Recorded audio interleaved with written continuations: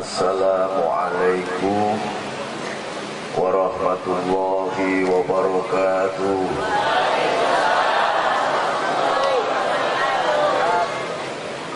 Bismillahi Allahu Akbar.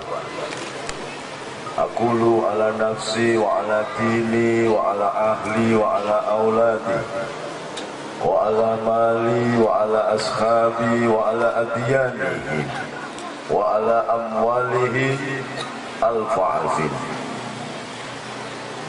Asyhadu an la ilaha illallah wa asyhadu anna Muhammadan abduhu wa rasuluh. Wa la hawla wa la quwata illa billahil aliyyil azim. Wa ba'du, qala Allah ta'ala, bismillahirrahmanirrahim. Allahu nurus samawati wal ard.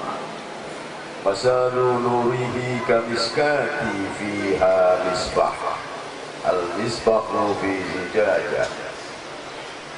Al-zujajatu ka'annaha kawkabun duriyyu yuqadu min syajarah mubarakatin jainutunatin la zarkiyatin wala garbiyah yakadu yaituha yudhi'u walau lam tamsashu nar nurun ala nur yahdilahu linurihi mayasya wa yadribullahul amsala linnasi wallahu bikulli syai'in alim. Wa qala ta'ala laqad kana lakum fi rasulillahi uswatun hasanah liman kana yarjullaha wal yawmal akhir wa dzakarallaha katsiran. Sadaqallah. Ibu-ibu dan bapak-bapak, wabil khusus Al-Khatib Ali bin Husain Asgaf, para alim, ulama, perkenankan saya tidak berdiri karena di bawah banyak orang tua.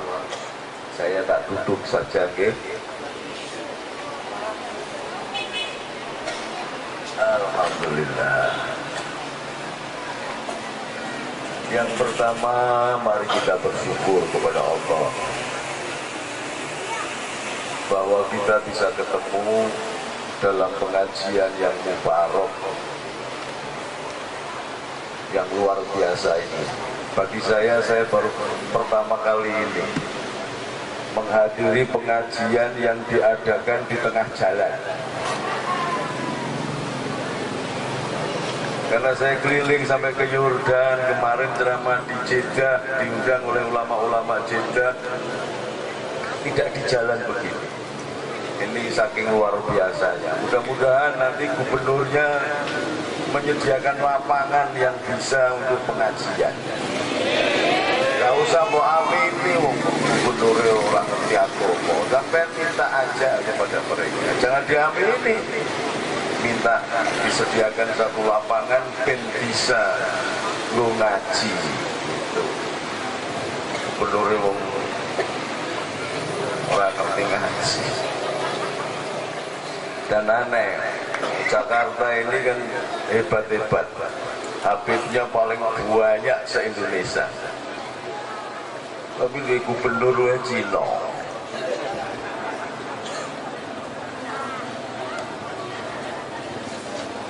Tapi Cina kayak gubernur, tapi Cina, tapi gubernur. Mudah-mudahan lah malam ini kita berdoa karena sawabnya, syafaatnya Nabi, semuanya jadi baik. Selawat dan salam kita unjukaken dumateng junjungan kita Nabiullah Agung akhiri zaman Sayyidina Muhammad sallallahu alaihi wasallam. Allahumma sholli ala Muhammad. Allahumma sholli ala Muhammad. Sholli ala Muhammad.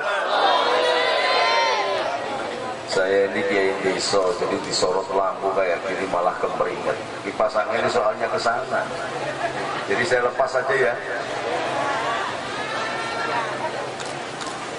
Tetap ganteng kalau suka baca selawat.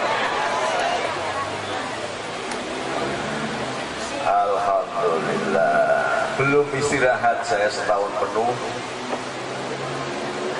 Nanti tanggal 6 sudah harus umroh lagi.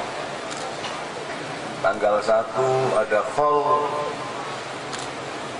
cucunya Sunan Giri yang ke urutan kelima, yaitu canggah saya namanya Sultan Abdul Hamid di daerah ujung Pangkah Gresik.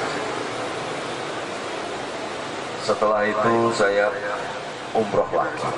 Karena apa? Dungake Indonesia supaya tentrem. Karena apa? Karena Indonesia ini kayak guyonan, menentukan KPK, Pak Polisi, Kapolri, rabarbar, gak selesai-selesai, debat gak rampung-rampung. Karena apa? Karena beliau belum menyadari dan belum mengenal bagaimana cara style of leadership, gaya kepemimpinan Nabiullah Agung Muhammad SAW.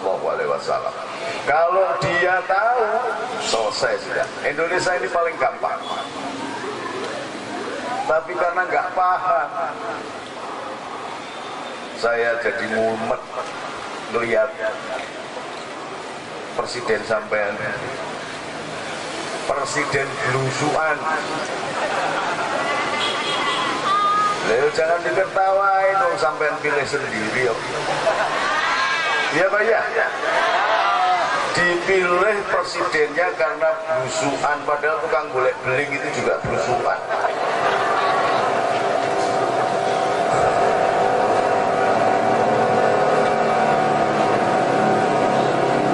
Alhamdulillah. Nah ini yang terbantu ini. Alhamdulillah. Indonesia ini memang dipimpin sebelum ngaji ini ya. Ini sebelum ngaji saya tak cerita dulu. Dan saya mohon maaf tadi dari pemimpin Masjid As-Suada, saya tidak memberikan tausiah. Karena tausiah itu bahasanya PKS. Saya NU jadi nggak pakai tausiah. Tausiah itu berasal dari akar kata wasiat. Wasiat itu biasanya disampaikan ulama yang hebat kepada santrinya. Saya bukan ulama, kiai juga bukan. Saya mau anak kiai, jadi setengah kiai, setengah bukan. Atau wasiat itu disampaikan kepada orang yang mau mati. Orang mau mati berwasiat, atau orang yang mau mati lah. Makanya umroh itu juga, umroh atau haji itu orang yang siap-siap mati. Makanya dia memberikan wasiat. Nah saya ini kesehatan dijaga, masih sakit, disuruh memberi wasiat. Kok dompet panitia ini juga saya hormati.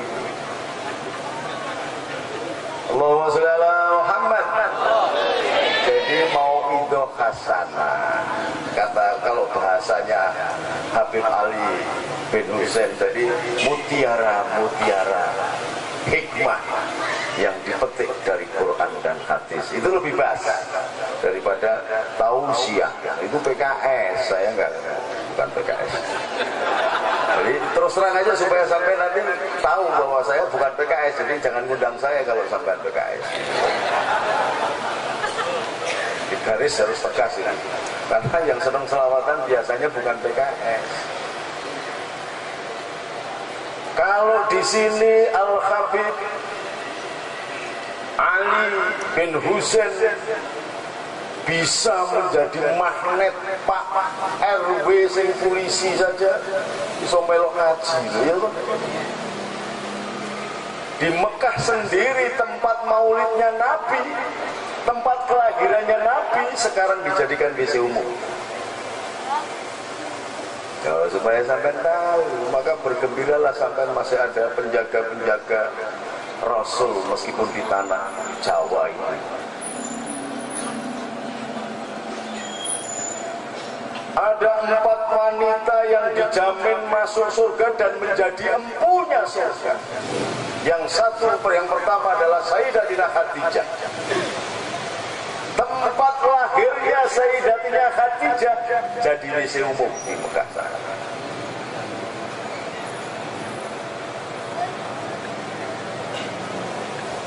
Wanita yang kedua yang menjadi empunya surga adalah Sayyidatina Fatimah, tuan putriku yang bernama Fatimah, Fatimah Zahra.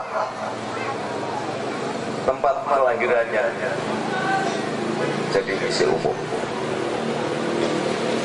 Ini harus paham, sampean. Karena apa? Karena setelah pasca kekhalifahan Turki Ottoman itu, lalu muncullah Inggris dan Perancis menggunakan orang-orang Arab yang ada di Mekah dan Riyadh untuk mengakuisisi, mencapok tanah Hejaz yang sekarang bernama Makkah, yang itu namanya dulu Hejaz. Makkah itu berasal dari kata bakah, karena dulu tidak ada pepohonan apapun. Baru menjadi kota setelah cucunya putranya Nabi Ibrahim yang bernama Ismail bersama ibunya tinggal di kota Bakah. Kemudian berkembang bersama dengan suku Jurhum, keturunan Nabi Soleh, kemudian menjadi Bani Hashim, dan kemudian melahirkan Rasulullah Muhammad SAW. Ini setelah menguasai Madinah dan Mekah, dibantailah orang-orang yang suka selawatan begini nih. Maka di Mekah sana nggak ada Habib, sembelih semua. Oh, ini perlu tahu sampai. Kulo nek ana Habib ganteng kulo sampean cintai, sampean tidak salaman. Panitiane aja dilarang nek ana meh salaman mbek Habib. Dalan swarga bi hablillahi jami'a wala tafarraqu. Jangan dulu kok boleh salaman lho, nek Habib ora ketemu rakyat kiai enggak boleh salaman sama rakyat, dan sing nyelametne sapa? Ya, jadi panitia jangan bilang-bilang jangan. Boro-boro tangan ambune ra enak diambungi wis akeh.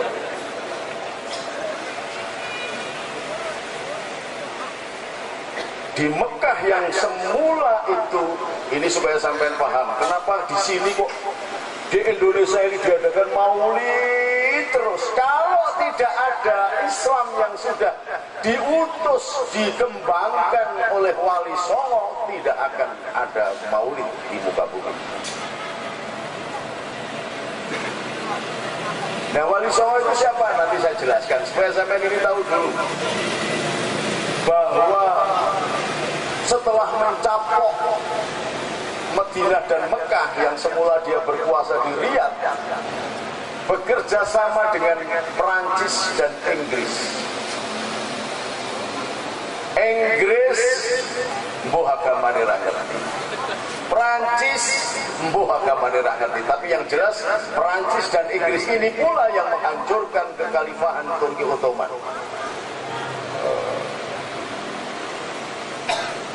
Orang-orang yang ada di Mekah, di Arab itu kerjasama dengan Inggris dan Perancis membantai orang-orang yang menjadi keturunan Nabi, yang baik, yang bermadhab Maliki. Dari Imam Malik itu keturunan Nabi yang ke-16 kalau nggak salah. Kemudian pengikutnya Asy-Syafi'i, pengikutnya Ibnu Hambal, Imam Hambali, itu juga keturunan Nabi yang bertinggal di Basrah. Dan Imam Abu Hanifah yang berasal dari Samarkand, Uzbekistan sana.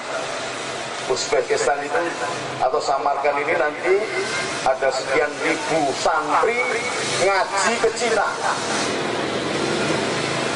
ngaji kepada keturunan Sa'ad bin Abu Waqqas yang ditugaskan Nabi Muhammad SAW ketika selesai hijrah dan membangun Masjid Kuba.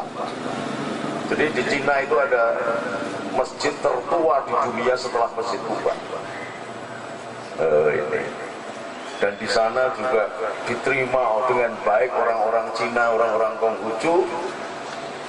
Orang-orang tahu bahkan Quran itu dipahat di 10.000 lempeng batu. Ini kalau nggak ada orang Cina, nanti dibakari semua Qurannya, nggak ada bekasnya. Tapi oleh orang-orang Cina, orang-orang yang beriman dari kelompok Cina ini menuliskannya di 10.000 lempeng batu. Dari sana jugalah yang sekarang ini sudah membuktikan sabda Nabi, utubul ilma walau bi, carilah ilmu meskipun sampai ke negeri Cina. Sekarang ini dari Cina, mulai dari Beijing dibikin kereta api menembus jalur Gurun Gobi, sudah masuk ke Mekah dan Madinah. Kereta api menembus jalur sutra, luar biasa. Tetapi justru kita sekarang ini dibingungkan oleh keadaan. Karena apa? Karena kelompok yang saya ceritakan ini. Allahumma shalli ala Muhammad. Setelah menguasai Hijaz dan Madinah, semua orang Sunni dibantai di Mekah. Yang semula di Ka'bah itu tempatnya khalakoh madhab Syafi'i, Maliki, Hambali atau Hanafi, sekarang tidak boleh. Apalagi sampai kok duduk baca sallallahu ala Muhammad, gak boleh. Saya lewat di depan makam Nabi sambil, karena saking rindunya saya menangis. Gak ngerti saya kalau di Indonesia itu biasa diucapkan, tetapi di sana langsung dipegang, haram. Assalatu wassalamu alaika ya sayyidi ya Rasulullah. Khud cukupan, khud biyadi kholat khilati adrikni ya Rasulullah. Enggak boleh, haram. Padahal bagi orang Jawa itu sudah biasa. Karena kalau sini namanya selawat kitab, itu kalau berdoa kita tangannya harus begini kalau baca selawat itu. Karena apa? Memohon dari Allah supaya diberikan langsung dari tangan Rasulullah. Di sana haram. Ini sampai harus paham. Maka berbahagialah gubernur Cina tapi sampai nusa selawatan, mulutan begini berbahagia. Di Mekah sampai balik disembelih. Benar. Ada teman saya, karena kebiasaan di Indonesia, nek orang tua itu yuk dimintain air doa, diwajani selawat gitu, diserahkan untuk diminum supaya sehat badannya. Langsung ditangkap dan dibantai, tidak dihukum, tidak pakai lewat hukum. Gerakan ini yang kemudian menamakan diri sebagai Wahabi. Wahabi ini ulamanya bernama Abdul Wahab. Sebenarnya bukan Abdul Wahab, tapi Muhammad bin Abdul Wahab. Menguasai di Mekah dan tanah Arab. Sementara Ikhwanul Muslimin, supaya sampai paham, ini kan kita ini bingung, Ikhwanul Muslimin, Wahabi, ada lagi apa, kita sampai nggak ngerti. Ini ada berbeda gerakannya. Sementara sendiri di Mesir itu muncul namanya Ikhwanul Muslimin yang menerapkan mono tafsir atas Al-Quran dan mono tafsir atas hadis.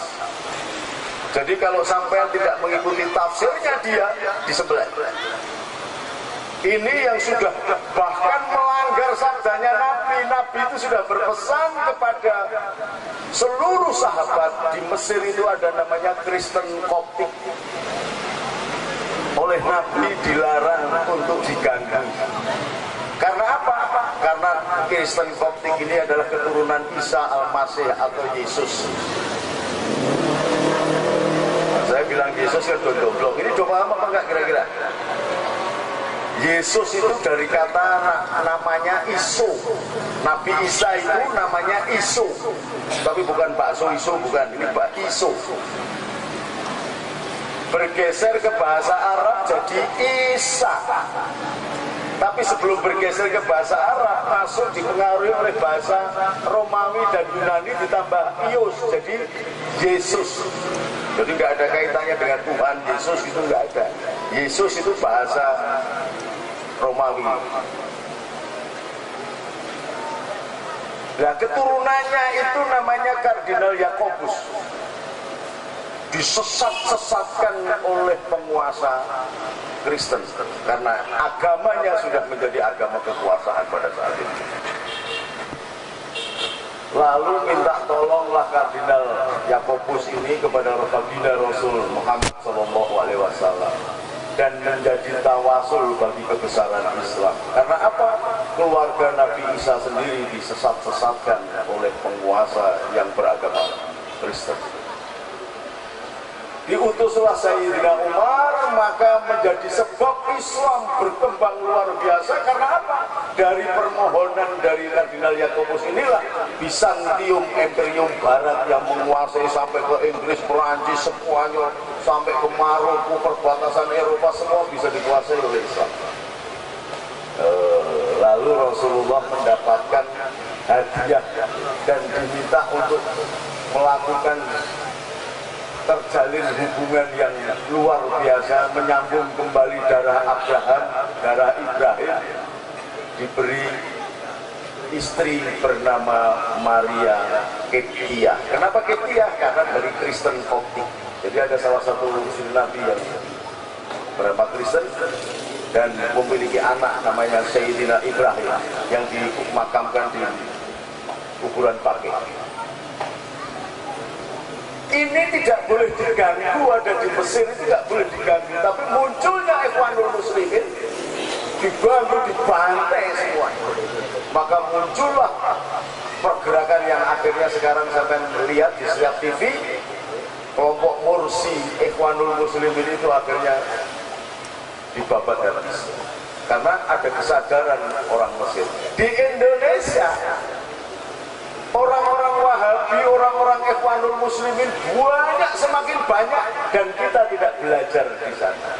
Kita masih membiarkan mereka mengkafir-kafirkan kita. Bahkan yang namanya Maulud Nabi ini namanya bid'ah. Setelah, maka kalau sampai lihat itu TV Insani, Rojak TV, radio MTA, semuanya begitu assalamualaikum, ulu bid'atin dolalah, ulu dolalatin final, semuanya begitu.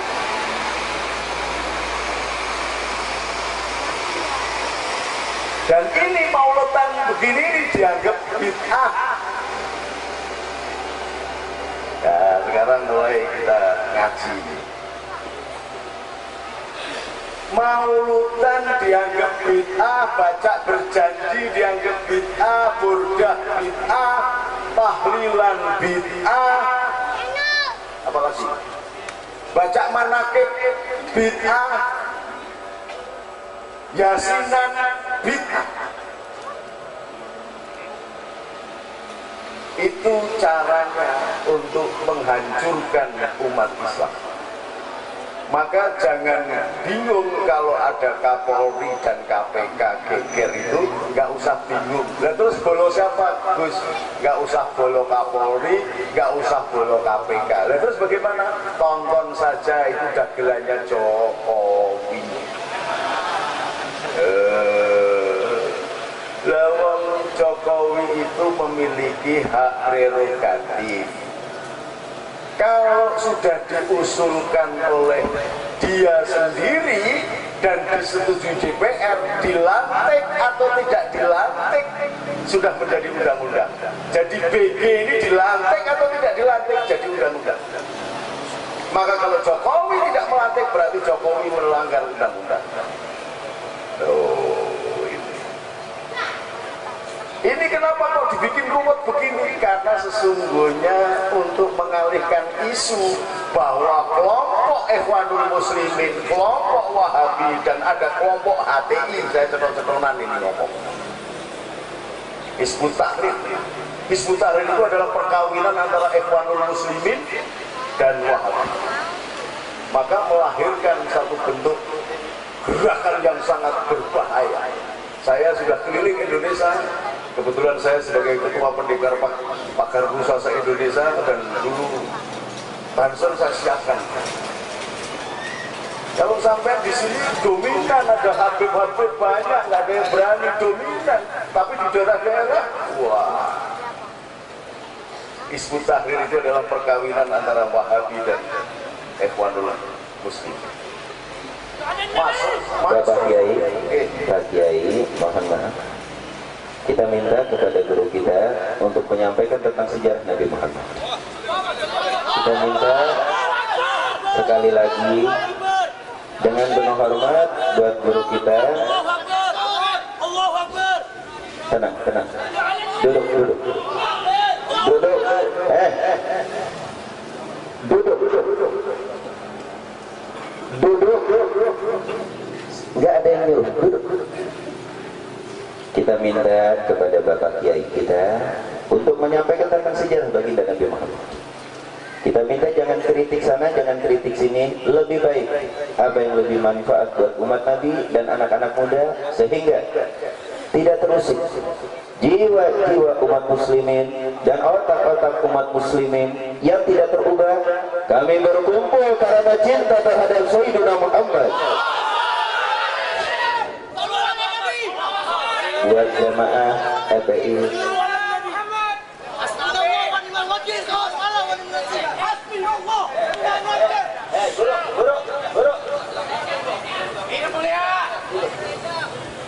buat jemaah FPI, mau diwakilin kana, mau diwakilin kana. Kalau emang dengerin, buat para pemuda, dengerin, buat FPI, jamaah FPI, jamaah FPI, dengerin, udah, ya. Jamaah FPI boleh nggak minta ngomong? Mau diwakilin ke Habib apa enggak? Mau diwakilin ke Habib apa enggak? Ini majelis mulia. Mau diwakilin, duduk rapi biar Habib ngomong, oke? Duduk rapi biar Habib ngomong.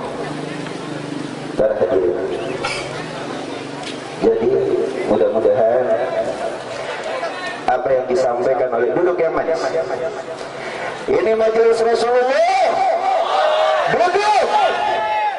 Duduk untuk Rasulullah. Duduk. Duduk yang manis.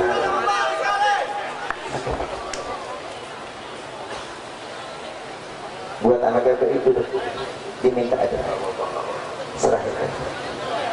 Duduk. Shallu ala Nabi. Buat Bapak Ustadz kita, terima kasih atas ceramahnya. Mudah-mudahan bermanfaat.